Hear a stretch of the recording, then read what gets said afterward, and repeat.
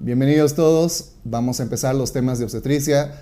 Soy el doctor Álvaro Flores, ginecólogo obstetra, diplomado de educación superior. En estos días vamos a hablar sobre los temas más importantes de obstetricia, preparándonos para el examen de la residencia. Nuestro primer tema va a ser el control prenatal. Ese control prenatal lo entendemos como aquellas actividades o acciones médicas y asistenciales con el objetivo de controlar la evolución del embarazo para preparar el nacimiento y la crianza del recién nacido. Pues, ¿cuáles son los objetivos del control prenatal?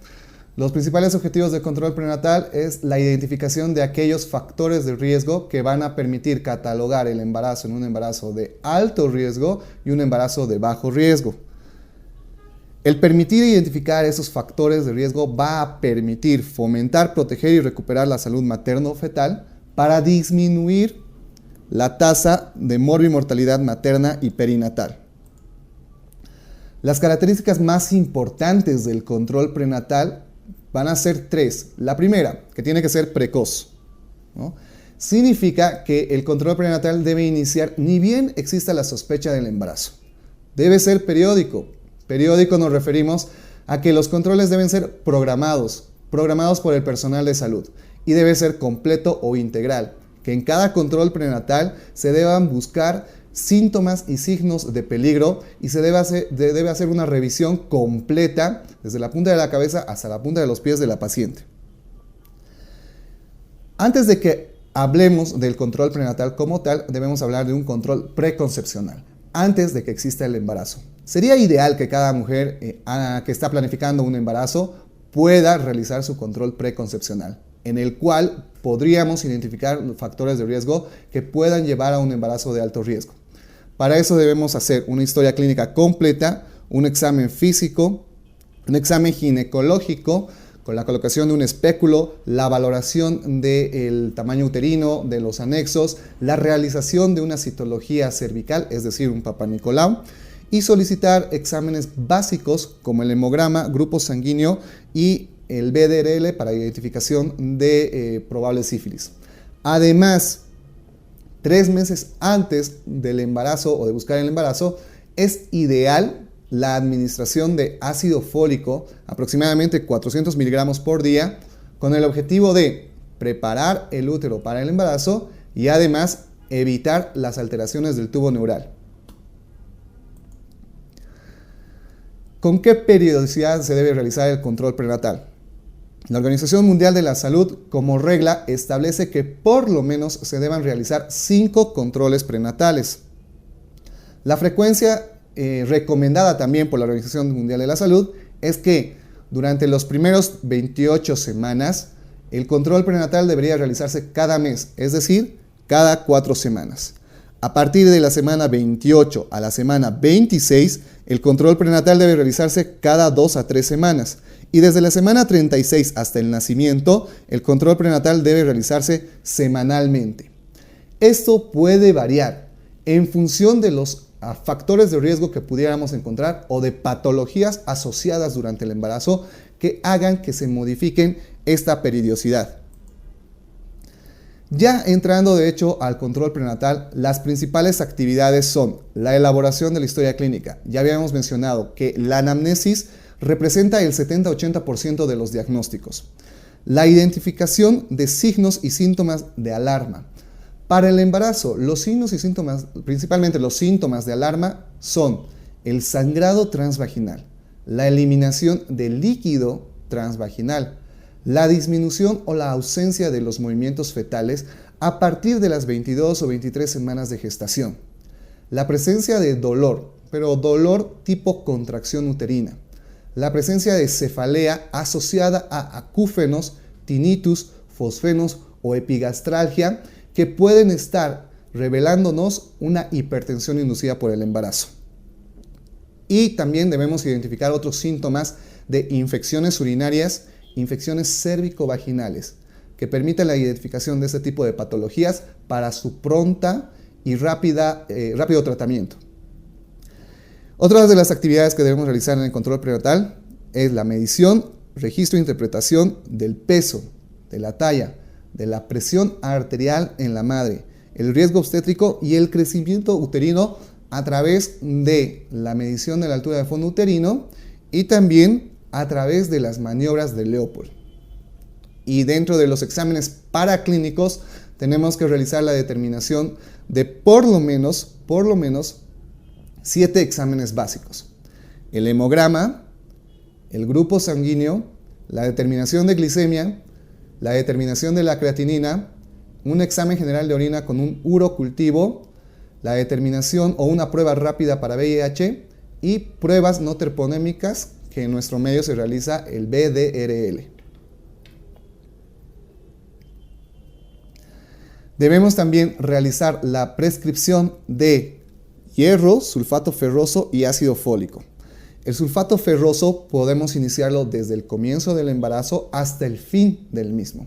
El ácido fólico, como habíamos mencionado anteriormente, idealmente se debe tomar 3 meses antes del embarazo y por lo menos 3 meses después o durante los primeros 3 meses del embarazo. Se pueden aplicar vacunas durante el embarazo. Las principales vacunas que podemos aplicar durante el embarazo: la vacuna contra el tétanos y además la vacuna contra la influenza. Una orientación nutricional es muy importante. Determinar con qué índice de masa corporal está comenzando la mujer el embarazo para determinar la ganancia de peso hasta el fin del embarazo establecida por su grado de índice de masa corporal. Y la promoción de consulta familiar, el fomento de la lactancia materna y posteriormente la planificación familiar. Esto lo podremos hacer durante las últimas semanas. En este cuadro podemos observar las actividades que se deben realizar en cada una de las consultas programadas. Y ya hemos mencionado que la historia clínica se debe realizar en la primera consulta prenatal, ¿sí? Junto con el examen físico completo. Si viene la paciente ya con un embarazo mayor de 20 semanas, podremos hacer el cálculo de la altura de fondo uterino y la medición de la fetocardia. En las visitas posteriores, simplemente podremos hacer el seguimiento del crecimiento del embarazo a través de la altura de fondo uterino y escuchar el latido cardíaco fetal. Dentro de las pruebas de laboratorio que habíamos mencionado, volvemos a repetir 7 exámenes básicos durante el primer control prenatal. A la primera consulta: la determinación del grupo sanguíneo, el hemograma hematocrito con el hemograma, la determinación de la glucosa, la determinación de la creatinina, un examen general de orina con un urocultivo, la determinación o una prueba rápida del VIH y un BDRL. Además, ecográficamente podemos hacer la determinación de problemas aneuploídicos. Este tipo de ecografía se realiza entre la semana 11 a la semana 14. La primera consulta debe estar prevista antes de las 12 semanas. Aquí tenemos que identificar mujeres con factores de riesgo. Ya habíamos dicho cuáles son los principales laboratorios que debemos realizar. Hemos mencionado que debemos realizar un tamizaje para determinar cromosomopatías, principalmente y la más frecuente, el síndrome de Down, la cromosomopatía o trisomía del par 21. En nuestro medio se realiza a través de una ecografía de determinación de aneuploides. Calculamos la edad gestacional, solicitamos o medimos el índice de masa corporal y la presión arterial. La ecografía idealmente se debe realizar entre las 11 y las 14 semanas. ¿Para qué nos permite o qué nos sirve esta ecografía? Esta ecografía nos sirve para identificar el embarazo. Identificar que el embarazo sea intrauterino, el número de embriones, la vitalidad o la viabilidad de los mismos. Y además, entre las 11 y las 14 semanas, la ecografía permite identificar la translucencia nucal, la presencia de los huesos propios de la nariz y la valoración del ductus venoso. Estos 3 parámetros permiten la evaluación o el riesgo de que el embarazo tenga cromosomopatía. En los controles posteriores, ya habíamos mencionado, tenemos que buscar signos de bienestar fetal. Estos signos de bienestar fetal van a estar determinados por la mamá. La mamá nos va a hablar sobre los movimientos que presentan los bebés. Generalmente, los movimientos fetales son percibidos aproximadamente entre las 20 y las 22 semanas en una primigesta. Y en una multigesta, estos movimientos fetales pueden ser percibidos entre la semana 16 a 18 aproximadamente, ¿sí? Entonces, los bebés tienen un movimiento ya regular bastante durante las primeras semanas de gestación y que la madre ya está habituada a conocer el ritmo en el que se mueven más los bebés. Pero es importante identificar si se mueve o no se mueven los bebés. En los controles posteriores también hemos hablado de que debemos identificar síntomas de riesgo, como por ejemplo de la amenaza de parto prematuro, en la cual la mamá nos puede referir la presencia de contracciones dolorosas, ¿sí? Dolor tipo contracción que aparece en hipogastrio y que puede ser reflejado a la región lumbar como si se quisiera romper la espalda. La pérdida de sangre o de líquido por vía vaginal. Además, síntomas de la preeclampsia. Hemos mencionado la cefalea, la presencia de fosfenos, tinnitus, acúfenos o epigastralgia o edema en miembros inferiores. Y síntomas de infección urinaria como ser la disuria, la polaquiuria y el tenesmo. Los exámenes que vamos a solicitar, los exámenes de laboratorio que vamos a solicitar en la segunda mitad del embarazo van a ser los mismos que durante la primera mitad. Tenemos que pedir un hemograma, tenemos que pedir un BDRL, una prueba de tolerancia oral a la glucosa. Esta prueba de tolerancia oral a la glucosa generalmente se debe solicitar en aquellas pacientes en las que tengan factores de riesgo para diabetes, como ser el antecedente de un embarazo previo con diabetes gestacional, que la paciente sea diabética, que exista obesidad u exista antecedentes de familiares con diabetes para identificar la diabetes gestacional en este embarazo. Una prueba de Coombs indirecto, pero en pacientes con RH negativas, para identificar el riesgo de enfermedad hemolítica del recién nacido. La enfermedad hemolítica del recién nacido sucede cuando la mamá tiene un grupo sanguíneo factor RH negativo y el papá tiene un grupo factor RH positivo, ¿sí? Solamente solicitar cuando la mamá tiene un factor RH negativo. Y se debe realizar un cultivo de la región vagino-rectal entre las 35 y 37 semanas para identificar pacientes portadoras de estreptococo tipo B. El estreptococo tipo B está frecuentemente relacionado con la sepsis neonatal. La ecografía de las 22 y de las 24 semanas, esta es una ecografía llamada ecografía estructurada. Primero, que evalúa la anatomía fetal. Por eso se llama ecografía estructurada. Revisa desde la punta de la cabeza hasta la punta de los pies y revisa todos los órganos del bebé en busca de malformaciones congénitas. En pacientes con factores de riesgo de embarazo prematuro o de parto prematuro en embarazos previos, se debería realizar la medición de la longitud cervical. La medición de la longitud cervical sirve para identificar el riesgo de parto prematuro. El valor normal es de 35 milímetros. Menos de 25 milímetros nos habla de un riesgo de parto prematuro que puede suceder en los siguientes 7 días desde que detectamos esta longitud cervical disminuida. Y la evaluación de las Doppler de las arterias uterinas. Esta evaluación Doppler de las arterias uterinas se debe realizar en aquellas pacientes con riesgo de hipertensión inducida por el embarazo o estados hipertensivos del embarazo. La medición de la presión arterial. En cada control prenatal a las pacientes se les debe tomar la presión arterial. La técnica adecuada es que en todas las pacientes embarazadas la presión arterial se toma de sentada, nunca de echada, porque al estar echada o recostada se comprime la vena cava inferior, disminuyendo el retorno venoso y dando lectura de cifras tensionales bajas en relación a las cifras reales. Cuando la mamá se encuentra sentada, las cifras tensionales son reales. Y finalmente, tenemos que hacer la medición del crecimiento del embarazo. A partir de las 20 semanas de gestación, con la medición de la altura de fondo uterino, idealmente con una cinta obstétrica. La técnica adecuada es la de colocar el punto cero sobre el borde superior del pubis y con el dedo índice y el dedo medio la cinta hasta el fondo del útero. Correlacionar la altura uterina con la semana del embarazo.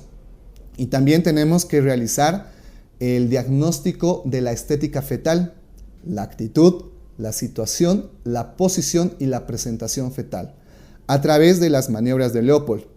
Estas maniobras de Leopold son 4.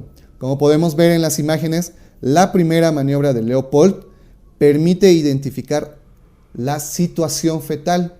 Esta es una maniobra bimanual y que es mirando hacia la paciente, ambas manos en el fondo uterino y valorar si el fondo uterino se encuentra ocupado por partes fetales o no. Como en el caso que vemos en el gráfico, el fondo uterino se encuentra ocupado. Entonces diremos que tenemos una situación longitudinal.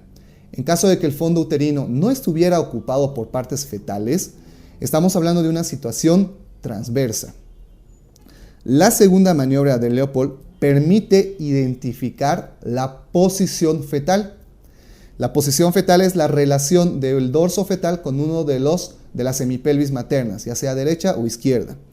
La segunda maniobra de Leopold es una maniobra bimanual. Vamos, como vemos en el gráfico, llevando las manos hacia ambos lados del abdomen, con el objetivo de identificar el dorso fetal. El dorso fetal se puede identificar palpando una estructura continua, una estructura convexa, que es dura y que no tiene partes fetales. La tercera maniobra de Leopold es una maniobra monomanual. Permite identificar la presentación fetal. Esta maniobra se realiza colocando solo una mano por encima del borde superior de la sínfisis del pubis y valorar qué presentación o qué parte de los polos o qué tipo de polo fetal se encuentra en relación al estrecho superior o al canal del parto. La presentación cefálica es continua, es lisa, es dolorosa y pelotea. En cambio, la presentación podálica es conglomerada, no pelotea, no es dolorosa, es blanda y no provoca dolor durante la palpación de la mamá. La cuarta maniobra de Leopold. La cuarta maniobra de Leopold permite la identificación del grado de encaje de la presentación. Como podemos observar en la gráfica, esta maniobra es bimanual, viendo a los pies de la paciente. Y en esta utilizamos ambos brazos con el objetivo de introducirlos en el canal del parto. Si podemos juntar ambos dedos, decimos que la presentación aún no está encajada.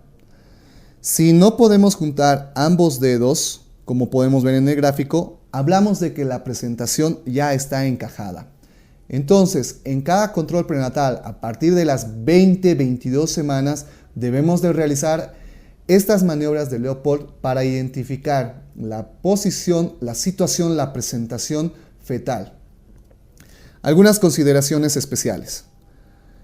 Pues, identificar que el bajo peso materno, menor a los 51 kilogramos, se asocia con neonatos pequeños para la edad gestacional. La ganancia de peso total durante el embarazo en una mujer sana es aproximadamente entre 7 a 18 kilos. ¿Sí?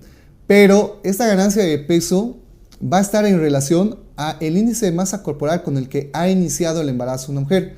No es lo mismo que una mujer que tiene un índice de masa corporal al inicio del embarazo mayor a 30, sobrepeso o obesidad, gane 18 kilos o gane 11 kilos. Y tampoco es lo mismo que una mujer con bajo peso al inicio del embarazo simplemente llegue a ganar 7 kilos.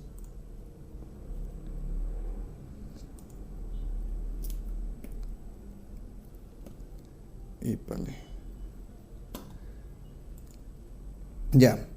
El incremento del índice de masa corporal, la obesidad como tal, se ha asociado a patologías muy determinantes durante el embarazo. Una de estas es la preeclampsia, ¿sí? También la obesidad se ha relacionado con la presencia de diabetes gestacional, con macrosomía fetal, con distocias durante el parto y que en una paciente en la que se le va a realizar la cesárea con complicaciones o un incremento de la morbilidad posterior a la cesárea. A las 36 semanas se debería realizar, o en el tercer trimestre se debería realizar una última ecografía.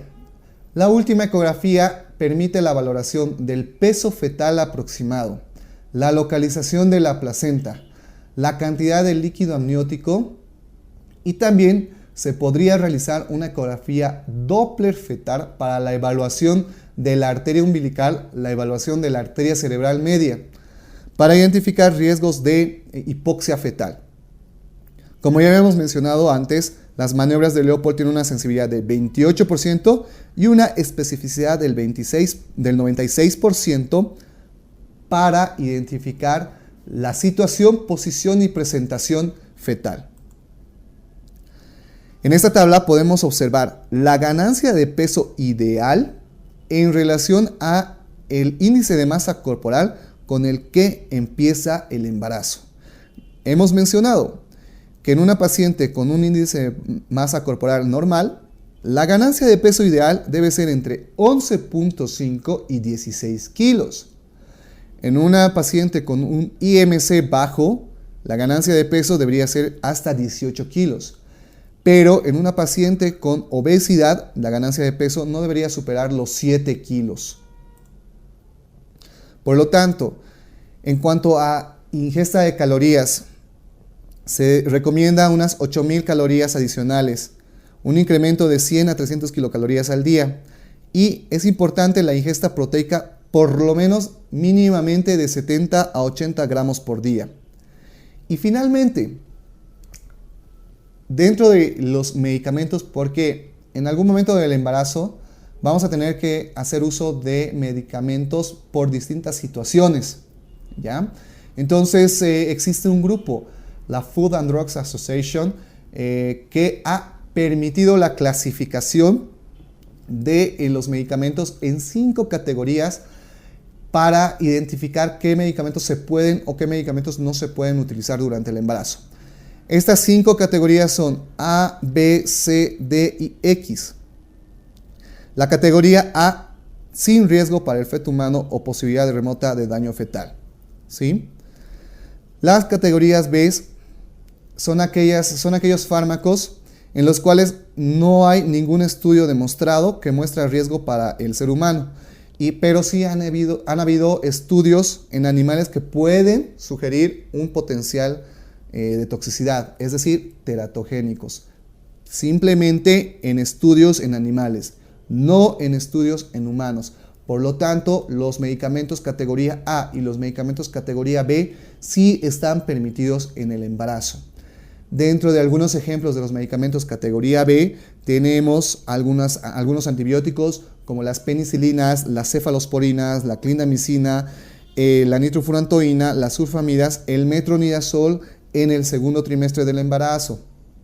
Los medicamentos categoría C son aquellos en los que sí se ha demostrado toxicidad para animales, en fetos de animales, pero no se ha demostrado riesgo en humanos o no está bien definido estos estudios. La diferencia con la categoría B: en la categoría B hay riesgo para fetos de animales, pero demostrado que no hay riesgo para fetos en humanos. Categoría C, hay riesgo para fetos de animales, pero aún no se ha evidenciado si existe o no existe riesgo para fetos humanos. Por lo tanto, su empleo en el embarazo debe estar condicionado ante el riesgo y el beneficio. En los medicamentos categoría D, sí existe riesgo potencial en fetos humanos de teratogenicidad. Idealmente no se deben utilizar estos medicamentos en el embarazo, a no ser de que los beneficios sean superiores a los riesgos. Y los medicamentos categoría C completamente demostrado que producen teratogenicidad en fetos humanos.